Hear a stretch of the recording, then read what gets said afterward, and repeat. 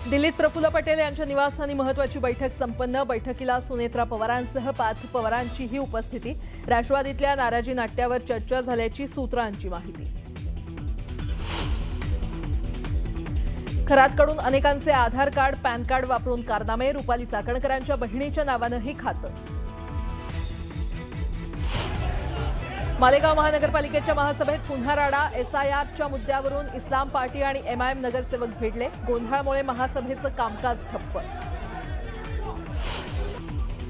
बीडमधील मारहाण प्रकरणातील आरोपी सतीश भोसले उर्फ खोक्याची निर्दोष मुक्तता। मारहाणीचा व्हिडिओ व्हायरल झाल्यानंतर झाली होती अटक।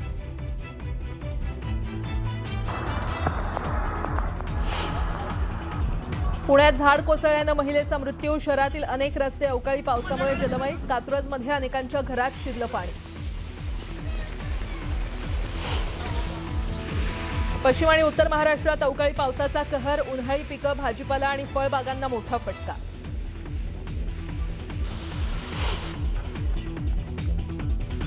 हॉर्मुझ सामुद्रधुनीच्या मुद्द्यावर ब्रिटनने आयोजित केली 60 देशांची बैठक। बैठकीत सहभागी भारतानंही जहाजांच्या सुरक्षित प्रवासाची मांडली आग्रही भूमिका। आणि अमेरिकेच्या हल्ल्यात इराणमधील कारज प्रांताला जोडणारा सर्वात उंच पूल उद्ध्वस्त।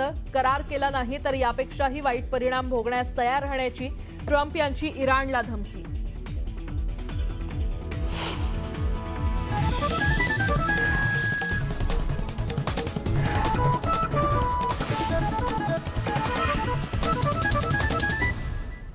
बातमीपत्राला सुरुवात करूया। अजितदादांच्या राष्ट्रवादीचे कारभारी म्हणून ओळखल्या जाणाऱ्या पटेल तटकरेंचं राष्ट्रवादीतलं अस्तित्व धोक्यात आलंय का, असा प्रश्न उपस्थित होतोय। हे खरं असेल तर मग राष्ट्रवादीमध्ये आता खऱ्या अर्थानं सुनेत्रा पर्व सुरू झालंय असं म्हणायला हरकत नाही।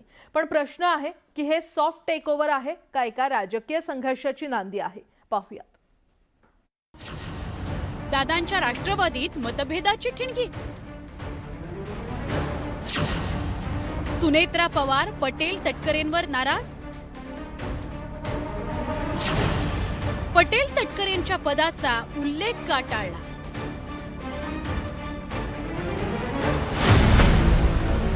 उपमुख्यमंत्री सुनेत्रा पवार यांच्या दिल्ली दौऱ्यावरून राजकीय वर्तुळात अनेक तर्कवितर्क लावले जात आहेत। त्यामागचं कारणही तसंच आहे। गुरुवारी सकाळी सुनेत्रा पवार संसद भवनामध्ये दाखल झाल्या, पण यावेळी ना त्यांच्यासोबत प्रफुल्ल पटेल होते ना प्रदेशाध्यक्ष सुनील तटकरे। खरे तर गेल्या वेळी सुनेत्रा पवारांच्या दौऱ्यावेळी हे दोन्ही नेते आवर्जून त्यांच्या सोबत होते, पण यावेळी मात्र पटेल आणि तटकरेंनी दांडी मारल्यामुळे अनेकांच्या भुवया उंचावल्या।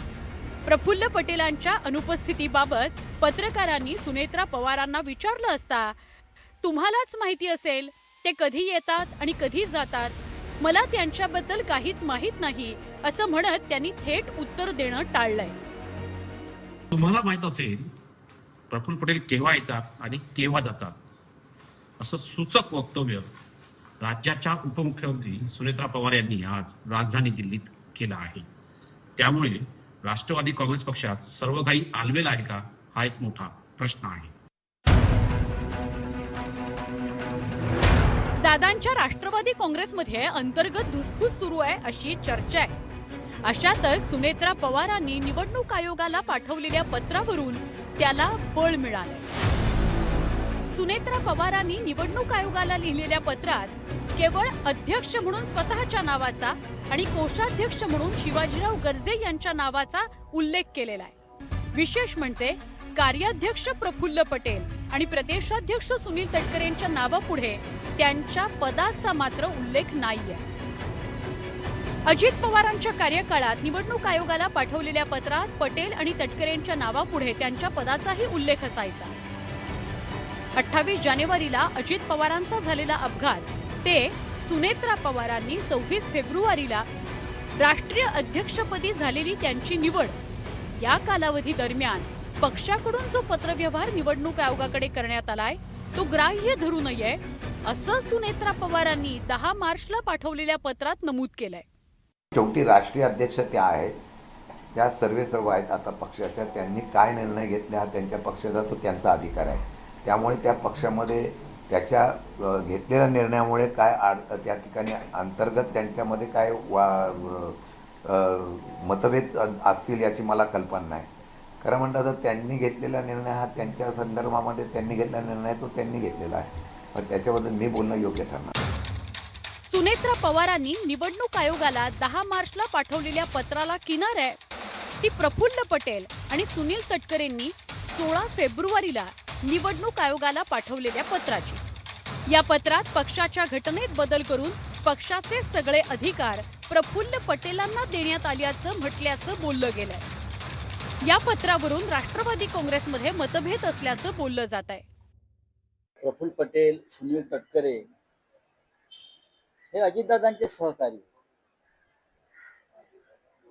नव्या रचनेमध्ये सुनेत्राताई पवारांचे ते सहकारी असतीलच असं नाही, आणि त्यांच्या पक्षाच्या अंतर्गत बाबींवरती दुसऱ्या पक्षानं का बोलावं हा माझा काय प्रश्न आहे. त्यांनी काय पत्र लिहिलं हा त्यांचा प्रश्न. त्यांनी पत्रामध्ये कोणाला पदं दिली किंवा कोणती पदं रद्द केली हा त्यांचा प्रश्न. सुनेत्रा पवारांनी 10 मार्चला निवडणूक आयोगाला पाठवलेल्या पत्रात जी कार्यकारिणी आहे त्यात सुनेत्रा पवार, प्रफुल्ल पटेल, सुनील तटकरे, छगन भुजबळ, दिलीप वळसे पाटील, चेतन तुपे, माणिकराव कोकाटे, शेखर निकम, सुबोध मोहिते, शिवाजीराव गर्जे, सरोज अहिरे, सना मलिक, जय अजित पवार, धीरज शर्मा यांच्या नावाचा उल्लेख आहे.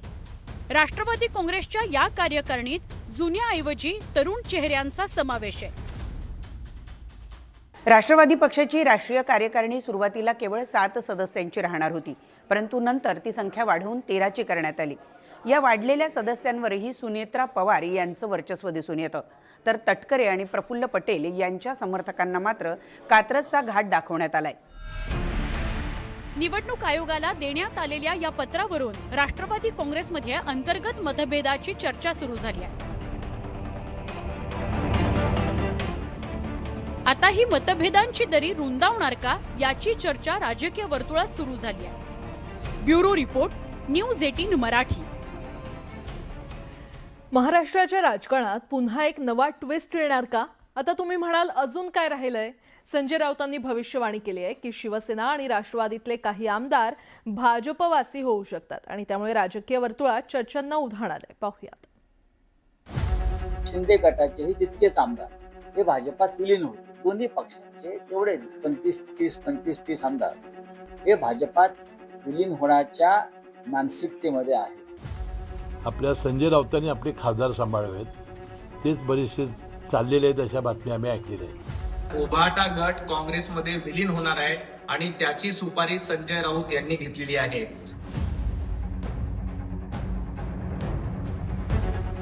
ठाकरेंच्या पक्षाचे खासदार संजय राऊतांच्या या वक्तव्यामुळे पुन्हा एकदा राजकीय वर्तुळात चर्चा सुरू झाली आहे.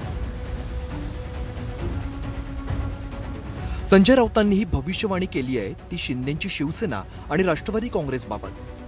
राज्यातील राजकीय घडामोडींचा संदर्भ देत संजय राऊतांनी भविष्यात राजकीय भूकंपाचा दावा केलाय.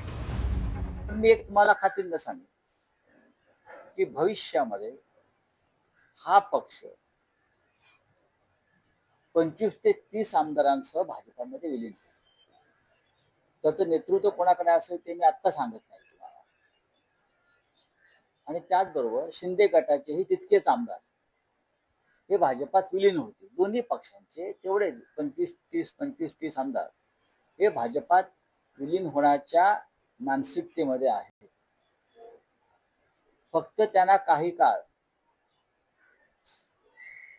वेट अँड वॉच थांबण्यास सांगितलं. संजय राऊतांनी भविष्यातील राजकीय घडामोडींबाबत केलेल्या या दाव्याची राजकीय वर्तुळात चर्चा सुरू झाली आहे. आजच्या घडीला मला वाटत नाही तसं काही असेल. शेवटी कोणत्या पक्षातले लोक कुठे जातील हे निवडणुकीच्या वेळेला त्यावेळची परिस्थिती बघून निर्णय घेतील. काही आमदार त्या बाजूने जातील याच्या बाबतीमधली शक्यता नाकारता येत नाही. राष्ट्रवादीच्या नेत्यांनी राऊतांचा हा दावा खोडून काढलाय, पण भाजप नेत्यांनी राऊतांना आपले आमदार खासदार सांभाळण्याचा सल्ला देऊन टाकलाय. राष्ट्रवादी काँग्रेस पक्षाचा एकही आमदार हा अजितदादाचा पक्ष सोडून जाणार नाही. एकही आमदार. आता वास्तविक आपल्या संजय राऊतांनी आपले खासदार सांभाळावेत, तेच बरेचसे चाललेले आहेत अशा बातम्या आम्ही ऐकलेल्या आहेत. संजू बाबा राऊत हे भविष्यवाणी सांगून लोकांना फसवण्याचं काम करतायत. कुणाचा भारतीय जनता पार्टीमध्ये पक्ष विलीन होईल, कोण कुठे जाईल हे सांगण्याच्या भानगडीमध्ये संजय राऊतांनी पडू नये, कारण उभाटा गट काँग्रेसमध्ये विलीन होणार आहे आणि त्याची सुपारी संजय राऊत यांनी घेतलेली आहे. एकीकडे भविष्यात शिवसेना आणि राष्ट्रवादीचे आमदार भाजपात प्रवेश करणार असल्याची भविष्यवाणी राऊत करत असतानाच दिल्लीत मात्र शिवसेनेचे नेते आणि केंद्रीय मंत्री प्रतापराव जाधव यांनी आयोजित केलेल्या स्नेहभोजनाला खासदार नागेश आष्टीकर आणि खासदार संजय देशमुखांनीही हजेरी लावली. त्यामुळे चर्चांना उधाण आलेलं असून ऑपरेशन टायगरची चर्चा पुन्हा सुरू झाली आहे. अॅनिव्हर्सरी असल्यामुळं त्यांनी आम्हाला सगळ्याच महाराष्ट्राच्या लोकांना, जेवढे खासदार आहेत त्यांना सगळ्याला त्यांनी आग्रहाची विनंती केली होती की काल या जेवायला. वेळ होता, संध्याकाळचा टाइम होता आणि मला नाही वाटत त्याच्यात काही गैर असं घरी आमंत्रण दिल्याच्यानंतर जाऊ नये किंवा असं काय. बाकी काही चर्चा नाही, काही नाही. राज्यातील 2019 सालापासून राज्याचं राजकारण 360 अंशात फिरलंय. 6 वर्षाच्या काळात शिवसेना आणि राष्ट्रवादीत उभी फूट पडून एका पक्षाचे 2 पक्ष तयार झाले. या सर्व पार्श्वभूमीवर राजकीय भूकंपाच्या संजय राऊतांच्या दाव्यामुळे राजकीय चर्चेला हवा मिळाली आहे इतकं नक्की. Bureau report, news 18 Marathi.